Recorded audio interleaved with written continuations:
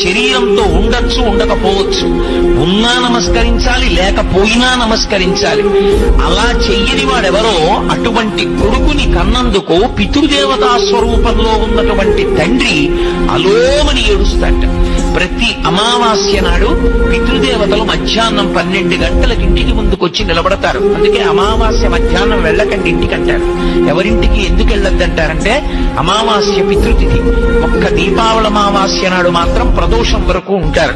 ప్రదోషం వరకు వెళ్లి ఉండి పితృదేవతలు వెళ్ళిపోతారు. అప్పుడు వెళ్ళిపోతున్నప్పుడు ఆ చీకట్లో వాళ్ళు వెళ్ళిపోతూ కోరుకుంటారు, ఇంత కష్టపడి సంతానాన్ని కన్నాను, ఇన్ని సుఖాలు ఇచ్చాను, వీడు నాకు మార్గం చూపిస్తాడా అని అడుగుతారు.